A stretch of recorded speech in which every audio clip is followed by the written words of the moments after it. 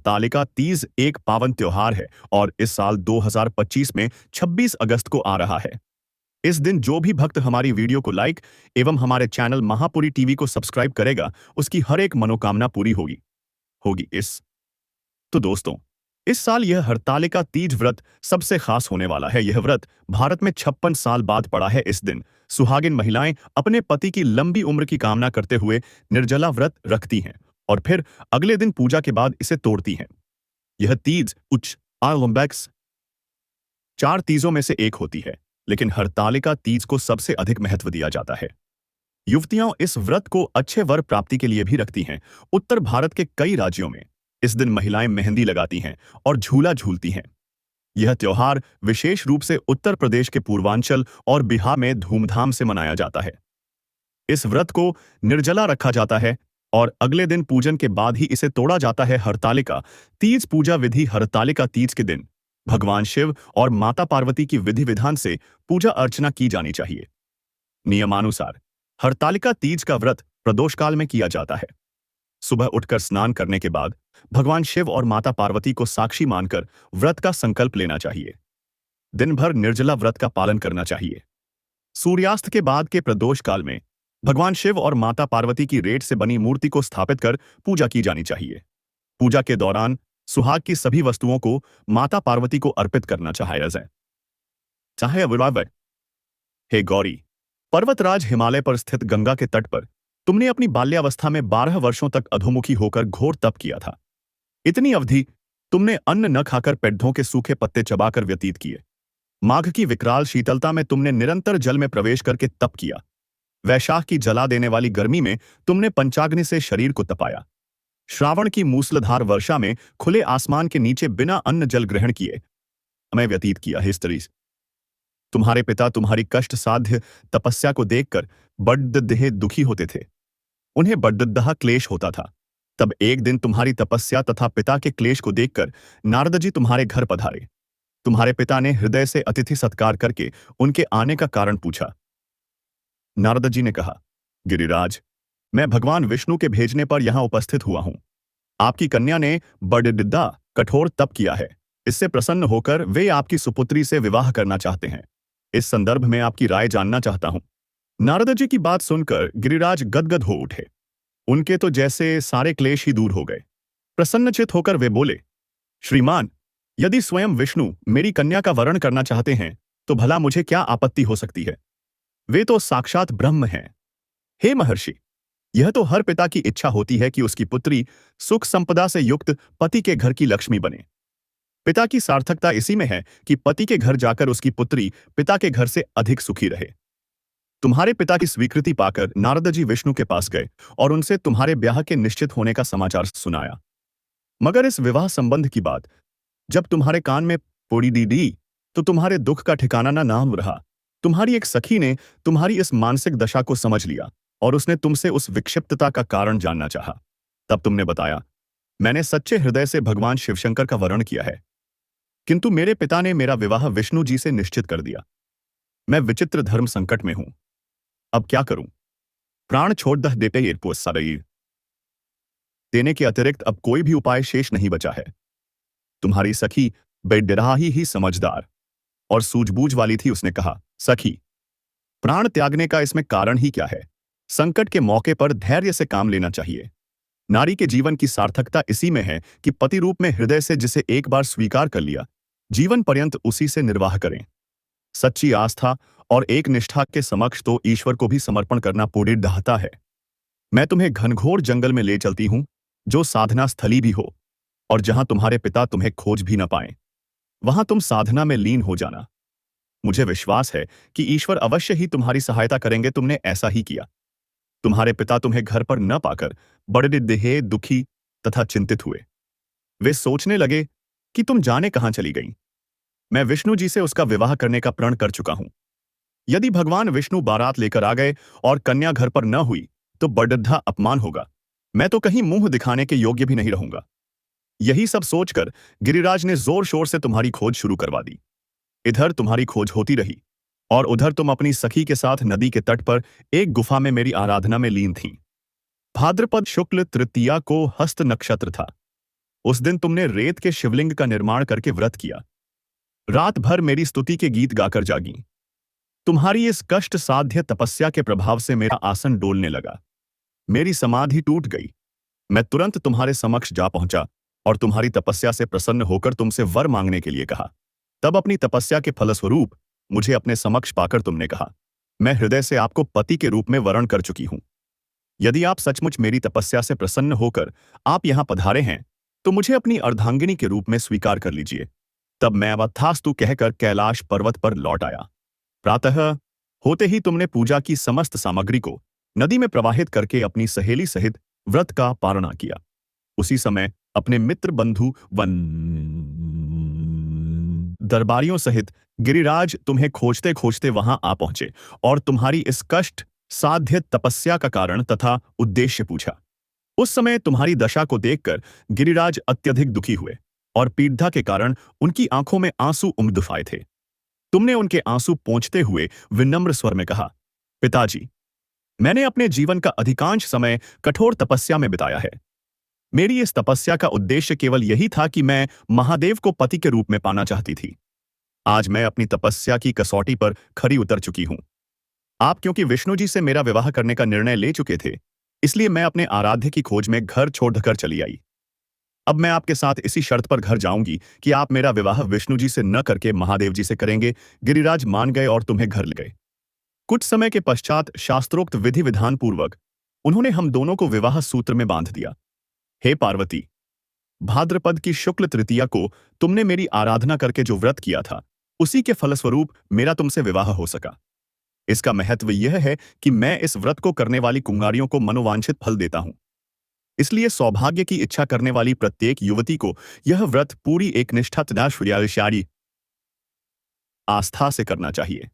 पति की लंबी उम्र, अच्छे स्वास्थ्य और सुखी वैवाहिक जीवन के लिए सुहागिन महिलाएं हरतालिका तीज का व्रत रखती हैं। ये व्रत करवा चौथ की तरह आया कि निर्जला रखा जाता है। इस दिन भर निर्जला व्रत रखने के साथ शिव पार्वती जी की विधिवत पूजा करने का विधान है। आज हरतालिका तीज पर रवि योग, बुधादित्य योग सहित कई शुभ योगों का निर्माण हो रहा है। आज सुबह शिव पार्वती की पूजा करने के साथ प्रदोष काल के समय माता पार्वती शिव जी की विधिवत पूजा करने के साथ कथा पढ़ने का विशेष महत्व है। हिंदू पंचांग के अनुसार भाद्रपद मास के शुक्ल पक्ष की तृतीया तिथि को हरतालिका तीज का व्रत रखा जाता है। इस दिन केले के पत्ते बंधनवार से एक मंडप तैयार किया जाता है। इसमें मिट्टी से भगवान शिव पार्वती की मूर्ति बनाकर स्थापित किया जाता है। इसके बाद फूल, माला, चंदन, धूप, दीपक आदि चढ़ाया जाता है। इसके साथ ही मंत्रों का जाप करने के बाद अंत में हरतालिका तीज का व्रत जरूर करें। और अगर आप अंधारी हरतालिका तीज के दिन व्रत रखने के साथ इस व्रत कथा का पाठ करने से शुभ फलों की प्राप्ति होती है। आइए जानते हैं हरतालिका तीज की संपूर्ण व्रत कथा। हरतालिका तीज व्रत कथा। पौराणिक मान्यता के अनुसार कैलाश पर्वत में भगवान शिव माता पार्वती के साथ नंदी और अपने गणों के साथ बैठे हुए थे। इस अवसर में मां पार्वती ने शिव जी से पूछा कि हे महेश्वर, मैंने वह कौन सा पुण्य किया था जिसके कारण आप मुझे पति के रूप में मिले? आप तो अंतर्यामी हैं, तो आप मुझे अवश्य इस बात को बताएं। इस बात को सुनकर शंकर जी कहते हैं कि हे देवी, आपने तो अति उत्तम पुण्य का संग्रह किया था जिससे आपको मैं प्राप्त हुआ था। आपने भादो मास के शुक्ल पक्ष की तीज के नाम में प्रसिद्ध है। शिव जी ने कहा, हे गौरी, पर्वत राज हिमालय पर स्थित गंगा के तट पर तुमने अपनी बाल्यावस्था में 12 वर्षों तक अधोमुखी होकर घोर तप किया था। इतनी अवधि हिस्सी तुमने अन्न न खाकर पेड़ों के सूखे पत्ते चबाकर व्यतीत किए। माघ की विकराल शीतलता में तुमने निरंतर जल में प्रवेश करके तप किया। वैशाख की जला देने वाली गर्मी में तुमने पंचाग्नि से शरीर को तपाया। श्रावण की मूसलाधार वर्षा में खुले आसमान के नीचे बिना अन्न जल ग्रहण किए समय व्यतीत किया। तुम्हारे पिता तुम्हारी कष्ट साध्य तपस्या को देखकर बड्ढे दुखी होते थे। तब एक दिन तुम्हारी तपस्या को देखकर नारद जी तुम्हारे घर पधारे। तुम्हारे पिता ने हृदय से अतिथि सत्कार करके उनके आने का कारण पूछा। नारद जी ने कहा, गिरिराज, मैं भगवान विष्णु के भेजने पर यहां उपस्थित हुआ हूं। आपकी कन्या ने बड्ढा कठोर तप किया है। इससे प्रसन्न होकर वे आपकी सुपुत्री से विवाह करना चाहते हैं। नारद जी की बात सुनकर गिरिराज गदगद हो उठे। उनके तो जैसे सारे क्लेश ही दूर हो गए। प्रसन्न होकर वे बोले, श्रीमान, यदि स्वयं विष्णु मेरी कन्या का वरण करना चाहते हैं तो भला मुझे क्या आपत्ति हो सकती है? वे तो साक्षात ब्रह्म हैं। हे महर्षि, यह तो हर पिता की इच्छा होती है कि उसकी पुत्री सुख संपदा से युक्त पति के घर की लक्ष्मी बने। पिता की सार्थकता इसी में है कि पति के घर जाकर उसकी पुत्री पिता के घर से अधिक सुखी रहे। गणेश चतुर्थी पर इस शुभ मुहूर्त में करें गणपति बप्पा की स्थापना, जाने पूजा विधि, मंत्र सहित अन्य जानकारी। तुम्हारे पिता की स्वीकृति पाकर नारद जी विष्णु के पास गए और उनसे तुम्हारे ब्याह के निश्चित होने का समाचार सुनाया। मगर इस विवाह संबंध की बात जब तुम्हारे कान में पोड़ी दी की बेगती तो तुम्हारे दुख का ठिकाना न रहा। तुम्हारी एक सखी ने तुम्हारी इस मानसिक दशा को समझ लिया और उसने तुमसे उस विक्षिप्तता का कारण जानना चाहा। तब तुमने बताया, मैंने सच्चे हृदय से भगवान शिव शंकर का वरण किया है, किंतु मेरे पिता ने मेरा विवाह विष्णु जी से निश्चित कर दिया। मैं विचित्र धर्म संकट में हूं, अब क्या करूं? प्राण छोड़ दहे तेज उषावा का किस देने के अतिरिक्त अब कोई भी उपाय शेष नहीं बचा है। तुम्हारी सखी बड्ड डिधी ही समझदार और सूझबूझ वाली थी। उसने कहा, सखी, प्राण त्यागने का इसमें कारण ही क्या है? संकट के मौके पर धैर्य से काम लेना चाहिए। नारी के जीवन की सार्थकता इसी में है कि पति रूप में हृदय से जिसे एक बार स्वीकार कर लिया, जीवन पर्यंत उसी से निर्वाह करें। सच्ची आस्था और एक निष्ठा के समक्ष तो ईश्वर को भी समर्पण करना पूरी दिखता है।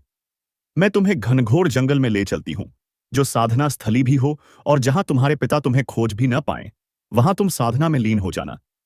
मुझे विश्वास है कि ईश्वर अवश्य ही तुम्हारी सहायता करेंगे। तुमने ऐसा ही किया। तुम्हारे पिता तुम्हें घर पर न पाकर बड़े दिहे दुखी तथा चिंतित हुए। वे सोचने लगे कि तुम जाने कहां चली गई। मैं विष्णु जी से उसका विवाह करने का प्रण कर चुका हूं।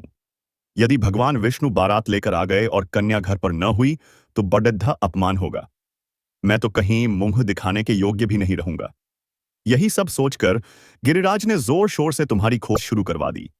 इधर तुम्हारी खोज होती रही और उधर तुम अपनी सखी के साथ नदी के तट पर एक गुफा में मेरी आराधना में लीन थीं। भाद्रपद शुक्ल तृतीया को हस्त नक्षत्र था। उस दिन तुमने रेत के शिवलिंग का निर्माण करके व्रत किया। रात भर मेरी स्तुति के गीत गाकर जागी। तुम्हारी इस कष्ट साध्य तपस्या के प्रभाव से मेरा आसन डोलने लगा। मेरी समाधि टूट गई। मैं तुरंत तुम्हारे समक्ष जा पहुंचा और तुम्हारी तपस्या से प्रसन्न होकर तुमसे वर मांगने के लिए कहा। तब अपनी तपस्या के फलस्वरूप मुझे अपने समक्ष पाकर तुमने कहा, मैं हृदय से आपको पति के रूप में वरण कर चुकी हूं। यदि आप सचमुच मेरी तपस्या से प्रसन्न होकर आप यहां पधारे हैं तो मुझे अपनी अर्धांगिनी के रूप में स्वीकार कर लीजिए। तब मैं तथास्तु कहकर कैलाश पर्वत पर लौट आया। प्रातः होते ही तुमने पूजा की समस्त सामग्री को नदी में प्रवाहित करके अपनी सहेली सहित व्रत का पारणा किया। उसी समय अपने मित्र बंधु व दरबारियों सहित गिरिराज तुम्हें खोजते खोजते वहां आ पहुंचे और तुम्हारी इस कष्ट साध्य तपस्या का कारण तथा उद्देश्य पूछा। उस समय तुम्हारी दशा को देखकर गिरिराज अत्यधिक दुखी हुए और पीड़ा के कारण उनकी आंखों में आंसू उमदश खौटे आए थे। तुमने उनके आंसू पोंछते हुए विनम्र स्वर में कहा, पिताजी, मैंने अपने जीवन का अधिकांश समय कठोर तपस्या में बिताया है। मेरी इस तपस्या का उद्देश्य केवल यही था कि मैं महादेव को पति के रूप में पाना चाहती थी। आज मैं अपनी तपस्या की कसौटी पर खरी उतर चुकी हूं। आप क्योंकि विष्णु जी से मेरा विवाह करने का निर्णय ले चुके थे, इसलिए मैं अपने आराध्य की खोज में घर छोड़कर चली आई। अब मैं आपके साथ इसी शर्त पर घर जाऊंगी कि आप मेरा विवाह विष्णु जी से न करके महादेव जी से करेंगे। गिरिराज मान गए और तुम्हें घर ले गए। कुछ समय के पश्चात शास्त्रोक्त विधि विधान पूर्वक उन्होंने हम दोनों को विवाह सूत्र में बांध दिया। हे पार्वती, भाद्रपद की शुक्ल तृतीया को तुमने मेरी आराधना करके जो व्रत किया था, उसी के फलस्वरूप मेरा तुमसे विवाह हो सका। इसका महत्व यह है कि मैं इस व्रत को करने वाली कुंवारियों को मनोवांछित फल देता हूं। इसलिए सौभाग्य की इच्छा करने वाली प्रत्येक युवती को यह व्रत पूरी एक निष्ठा तथा आस्था से करना चाहिए। तो दोस्तों, हमारे वीडियो अगर आपको तनक सी भी अच्छी लगी तो एक लाइक तो बनता है और हमारे चैनल को सब्सक्राइब जरूर करें, जिससे आने वाली वीडियो का आपको नोटिफिकेशन मिलता रहेगा। हरतालिका तीज व्रत के दिन शाम के समय पूजा की जाती है, तो हरतालिका तीज व्रत 26 तारीख का है। 26 अगस्त को शाम के समय हम एक चौकी लगाएंगे। भगवान शिव शंकर तिवारी की फोटो को विराजमान कर दिया है। इसके बाद हमें कलर्स की स्थापना करनी है। उसे फोटो के राइट है, और अगर आप सामने बैठे हुए तो आपकी लेफ्ट साइड में थोड़ा गंगाजल डाल देंगे। हम तैयार करेंगे। कलश के ऊपर हम एक दीपक रखेंगे, तो 2 बाटी वाला दीपक हमें रखना है। तो यहां पर देसी घी का दीपक हम रख देंगे। तो देखिए, 2 बातें हैं। तिल के तेल का दीपक की स्थापना कर ली है। दीपक हम जला लेंगे। पूजा में सबसे पहले हमें दीपक जलाना बहुत महत्व है। हे मां पार्वती, आज मैं आपकी निमित्त पूजा कर रही हूं। आप मेरी पूजा को स्वीकार करें और इसमें कोई गलती रह जाए। ऐसा संकल्प करने के बाद फिर हम पूजा शुरू करेंगे, तो पहले जल का चिता लगाकर शुद्धिकरण कर लेंगे। उसके बाद हम आएंगे तो सभी को हम जल्द से स्नान कर देंगे। उसके बाद कच्चा दूध आपने अभिषेक करना है। इसके बाद हम वस्त्र के रूप में समर्पित कर देंगे। भगवान मत कहना कि हमें बताया नहीं। जी जी हाँ दोस्तों, पूज्य गुरु जी ने अपनी अभी अभी की ही शिव महापुराण की कथा में बताया है। लिखा तीज व्रत 2025 के दिन गलती से भी महिलाओं और पुरुषों को यह 5 काम नहीं करने चाहिए। भक्तों, इस साल हरतालिका तीज व्रत अपने साथ शुभ योग को लेकर आई है, जिसमें कि विशेष रूप से सर्वार्थ सिद्ध योग जैसे शुभ योगी का अद्भुत सहयोग बना रहा है ना दोस्तों। अगस्त के महीने में भोलेनाथ और माता पार्वती की कृपा से जीवन को पूर्ण रूप से बदल कर रख दे अवसर के लिए दोस्तों, विशेषकर इस हरितालिका तीज आपको इन कामों को करने की सख्त मनाही है। कोई भी स्त्री हो या पुरुष जानकारी के बिना नन को करता है आते हैं और रुष्ट हो जाते हैं, जिससे कि उसे व्यक्ति को आजीवन निराश रहे और भयंकर काल सर्प दोष का सामना करना पड़ सकता है। इसलिए आप लोगों से रिक्वेस्ट है कि वीडियो को पूरा ही देखें, आधा अधूरा ना देखें। कई लोग होते हैं जो वीडियो को जीवन में कभी सफलता हासिल भी नहीं हो सकती। वीडियो को आधा अधूरा छोड़कर ना जाए। चाहे इतने की आप वीडियो को पूरा ही देखा करें, तभी आपको संपूर्ण जानकारी प्राप्त होगी। दोस्तों, पूज्य गुरु जी कहते हैं तो धर्म में तो उसके दरवाजे से ही माता पार्वती भगवान शिव लौट जाते हैं। खासकर सुहागन महिलाएं इस बात का विशेष ध्यान रखें, वरना घर में आएगी भयंकर गरीबी। दोस्तों देखिए, बात ऐसी है कि हमारा काम तो है सलाह देने का, हम तो केवल साल ही दे सकते हैं। अब आप इसको मानो या ना मानो, आपकी मर्जी। लेकिन भक्तों, एक बात जरूर कहेंगे कि अगर मन लगे तो आपका बेड़ा पार हो जाएगा। दोस्तों आचार, अगर सुहागन महिला हरतालिका तीज का महिलाएं व्रत रखती हैं, हर दिन भगवान शिव माता पार्वती की पूजा पाठ करती है, तो आप लोग इस वीडियो को हल्के में लेने की भूल मत करना। कई वर्षों बाद ऐसा दुर्लभ संयोग बना है। जन्माष्टमी के इस पावन दिन में कुल 21 तरह के शुभ मांगलिक योग बन रहे हैं, जिनमें धन प्राप्ति योग भी। साथ ही भक्तों जानेंगे कि इस दिन आप कौन से वह रामबाण उपाय करें जिससे आपको अपने जीवन में 101% धन की प्राप्ति हो। साथ ही इन 5 गलती के कारण आपके साथ जन्मों तक निर्धन नहीं रहना पड़े, इसके बारे में आपको हम बताएंगे। साथ ही भक्तों, इस वीडियो में हम आपको यह भी बताएंगे कि हरतालिका तीज व्रत के दिन यह एक चीज जो भी खाएगा उसके घर जमकर आएगा, पैसा पैसा। तो भक्तों, आज का यह वीडियो बहुत ही ज्ञानवर्धक वीडियो साबित होने वाला है, तो आप अपने फायदे के लिए इस वीडियो को अंत तक जरूर देखकर जाइए आपको क्या खाना चाहिए और क्या नहीं खाना चाहिए, जिससे परिवार में काल सर्प दोष न लगे और इस हरितालिका कोई और वीडियो देखने की जरूरत नहीं पड़ेगी। तो चलिए दोस्तों, वीडियो में आगे बढ़ते हैं। अगर आप भी चाहते हैं कि जीवन भर माता लक्ष्मी, भगवान भोलेनाथ, माता पार्वती का आशीर्वाद आप पर सदैव बना रहे, तो वीडियो को लाइक करें, चैनल को सब्सक्राइब करें और कमेंट बॉक्स में जय जय जय जय माता पार्वती, जय भगवान शिव, हर हर महादेव जरूर लिखो और अपने फायदे के लिए, अपने गरीबी दूर करने के लिए पूरा देखकर जाना, तभी आपको लाभ की प्राप्ति होगी। तो चलिए भक्तों, तीज व्रत तिथि कब से शुरू हो रहा है, कब समाप्त होगी और खा जाएगा। हरतालिका तीज व्रत 2025 में 33 अगस्त को मनाया जाएगा और यह व्रत विशेष रूप से सुहागिन स्त्रियों और अविवाहित कन्याओं के लिए अत्यंत शुभकारी माना जाता है। इस दिन स्त्रियों निर्जला व्रत रखकर माता पार्वती और भगवान शिव की आराधना करती हैं, ताकि उन्हें अखंड सौभाग्य, दाम्पत्य सुख और मनचाहा पर प्राप्त हो सके। पंचांग के अनुसार भाद्रपद मास की शुक्ल पक्ष तृतीया तिथि की शुरुआत 25 अगस्त सोमवार शाम जनों की तपस्या के बाद भगवान शिव को अपने पति रूप में प्राप्त किया था। यह पर्व विवाहित स्त्रियों के लिए सौभाग्य और कन्याओं के लिए शुभ जीवन साथी की कामना का प्रतीक है। आज की कथा एक ऐसी बहू की है जो इस परंपरा को नहीं समझती थी, परंतु समय ने उसकी सोच को बदला और फिर उसने जाना कि यह केवल एक व्रत नहीं, बल्कि आप श्रावण मास का प्रथम पक्ष चल रहा था। आसमान में हरियाली की छत थी, लेकिन गोरीबाई के मन में हरियाली तीज की तैयारी की उमंग कुछ और ही थी। हाथों में मेहंदी की थाली, तुलसी और ब्लू पत्र का सजा पिटारा और पीले वेस्टर्न में लिप्टन की आस्था को देखकर पूरा आंगन भक्ति से महक रहा था। तभी वैदेही, जो नगर की पड़ी। हेलो दोस्तों, स्वागत है आपका महापुरी यूट्यूब चैनल। टीवी को सब्सक्राइब करें और लाइक करें। पूरी जानकारी महापुरी यूट्यूब चैनल से जानकारी ले।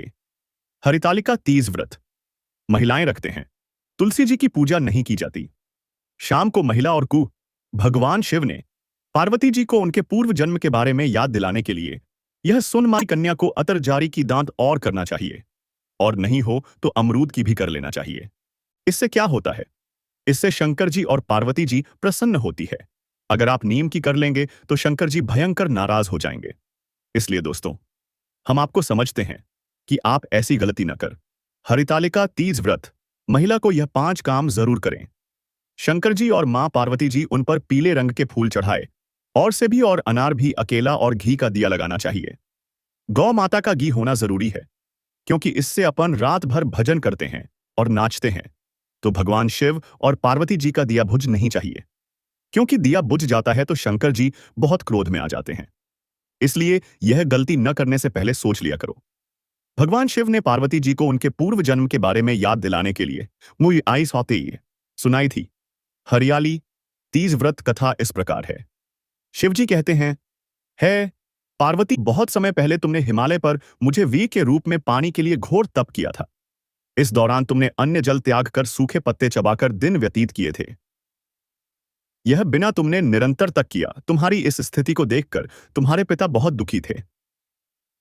तुम्हारे घर पधारे। जब तुम्हारे पिता ने नारद जी से उनके आगमन का कारण पूछा तो नारद जी बोले, हे गिरिराज, मैं भगवान विष्णु के भेजने पर यहां आया हूं। आपकी कन्या की घोर तपस्या से प्रसन्न होकर वह उससे विवाह करना